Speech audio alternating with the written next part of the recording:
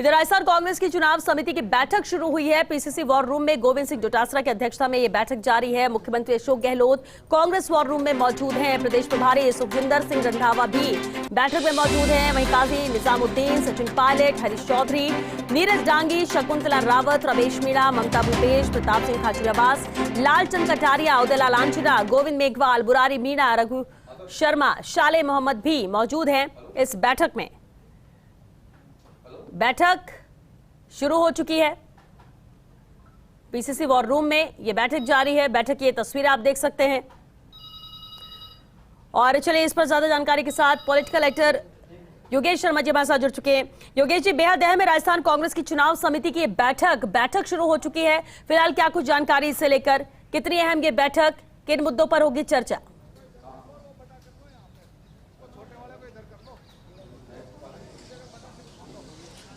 देखिए, बैठक अभी चल रही है और कुछ ही देर में बैठक खत्म होने वाली है। और इस बैठक के बाद मुख्यमंत्री गहलोत और सचिन पायलट, पीसीसी चीफ डोटासरा, सुखविंदर रंधावा, तमाम नेता बाहर आएंगे और मुझे लगता है कि ब्रीफ भी करेंगे कि बैठक में क्या कुछ रहा, क्या कुछ फैसले प्रदेश इलेक्शन कमेटी की पहली बैठक में लिए गए हैं।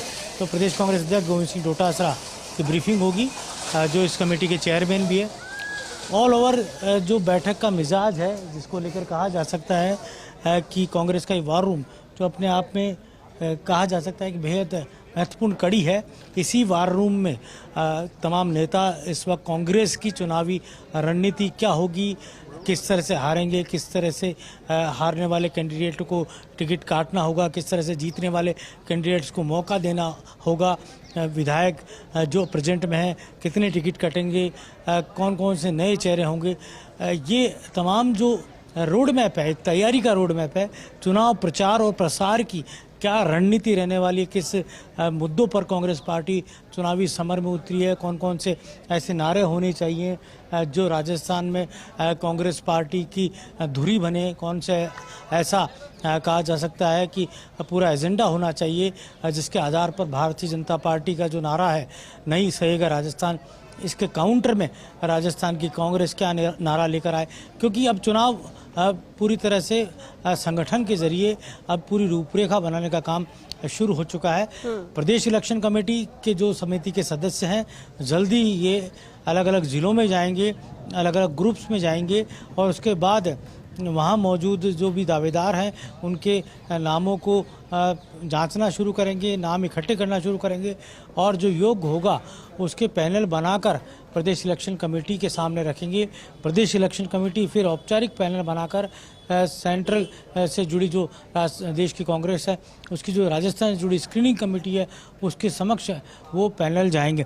एक लंबा प्रोसेस है और जैसा कि दावा है कांग्रेस पार्टी का कि श्वेता सितंबर में पहली सूची सामने आ सकती है, तो मुझे लगता है कि पहली सूची की कवायद को लेकर भी जल्दी कोई ना कोई तैयारी होगी। यहाँ सबसे अहम बात, क्योंकि रणनीतिक तौर पर राजस्थान देश का ऐसा राज्य है जहाँ के मुख्यमंत्री अशोक गहलोत का कद अपने आप में देश के उन नामचीन राजनेताओं में है जिनको लेकर कहा जा सकता है कि वो एक चलते फिरते एनसाइक्लोपीडिया है, पॉलिटिकल एनसाइक्लोपीडिया है। तो यही कारण है कि ये चुनाव अशोक गहलोत की साख का चुनाव है। जो एक मिथक है उसको तोड़ने का दावा अशोक गहलोत लगातार कर रहे हैं। ये चुनाव राजस्थान में कांग्रेस अशोक गहलोत का फेस है और दूसरी तरफ भारतीय जनता पार्टी है। तो किस तरह से भारतीय जनता पार्टी की तमाम जो रणनीति है, जो कूटनीति है, उसको किस तरह चैलेंज करेंगे। और 50 से 60 ऐसे जो टिकट हैं जिनको बदलने की बात लगातार उठ रही है, तो क्या कोई फार्मूला निकाला जाएगा जिसके आधार पर उन टिकट्स को बदला जा सके। सर्वे के आधार पर टिकट काटने की बात की जा रही है, लेकिन मुझे लगता है कि सर्वे से भी बड़ी बात होगी आपस की सहमति।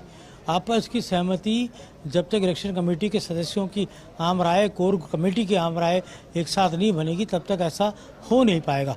तो क्योंकि टिकट काटने का भी एक बड़ा कारण होता है कि आखिर क्यों किसी विजयी विधायक का टिकट काटा जाना चाहिए, क्या उसके साइड इफ़ेक्ट्स हो सकते हैं, इन सब चीज़ों पर गौर करना पड़ता है। आजकल कई नए दल पनप चुके हैं जो हाथों हाथ टिकट देने का काम करते हैं। यहाँ से टिकट कटा, दूसरी जगह से टिकट लिया और वो व्यक्ति, वो लीडर चुनावी समर में उतरता हुआ नज़र आता है और निश्चित तौर पर वो उसको ज़्यादा नुकसान पहुंचाता है जो मूल रूप से जिस पार्टी का उम्मीदवार होता है। तो कई ऐसे कारण होते हैं, यही कारण है कि जो एजेंडा, जो योगेश जी, तो क्या क्राइटेरिया इस बैठक में सेट होगा? रणनीति क्या क्राइटेरिया, क्योंकि आप बिना वजह कोई रीजन के बिना किसी का टिकट काटेंगे तो कोई भी नहीं मानने वाला, कोई शांत नहीं बैठेगा। ऐसे में उस सीट को लेकर भी बवाल हो जाएगा, उस टिकट को लेकर बवाल होगा, और ऐसे में जरूरी है कि आपको कोई क्राइटेरिया सेट करना होगा ताकि उसको आप आधार बना सको कि इस सीट पर इस क्राइटेरिया के तहत आपको टिकट नहीं दिया जा रहा है। तो क्या ये जो निर्णय होना है या एक सहमति होना है, क्या आज होने वाली इसी बैठक में है या फिर आने वाले वक्त में इस पर चर्चा होगी?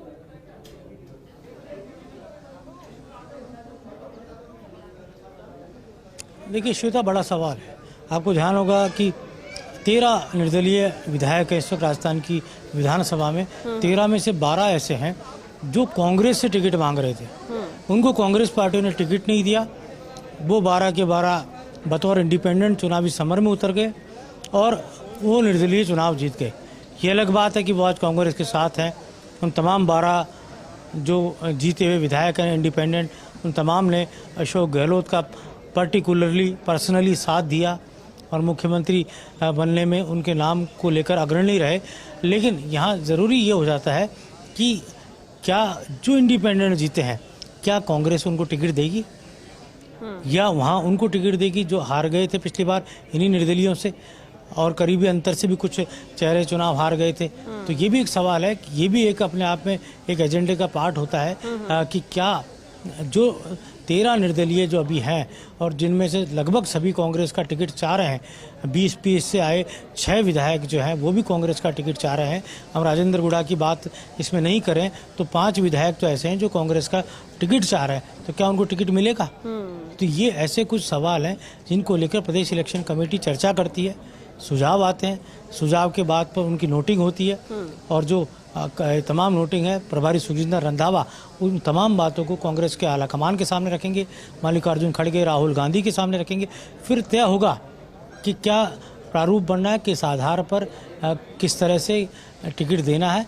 और जो आपने टिकट काटने की बात कर रहे हैं तो मोटे तौर पर सर्वे का नाम लेकर ही टिकट काटा जाता है कि सर्वे में आप एवरेज हैं, आप बिल्कुल ही आपकी ग्रेडिंग बहुत नीचे चली गई, आप चुनाव नहीं जीत रहे, पब्लिक ओपिनियन आपके खिलाफ है, आपकी छवि अच्छी नहीं है, आपने क्षेत्र में ढंग से काम नहीं करा पाए, आप क्षेत्र में विकास के कामों में फिसड्डी साबित हुए, आपके क्षेत्र में नकारात्मक इमेज है और कोई भी ऐसा तात्कालिक कारण जो कहा जा सकता है उस टिकट कटने का हकदार होता है। बहुत साल पहले की बात है श्वेता कि कांग्रेस के अंदर एक टिकट साउथ राजस्थान में किसी को मिला और टिकट मिल गया, नाम आ गया, टिकट की लिस्ट में उसकी घोषणा हो गई, कांग्रेस का उम्मीदवार था। और मुझे ध्यान है उस समय राजस्थान कांग्रेस के इंचार्ज मुकुल वासनिक हुआ करते थे।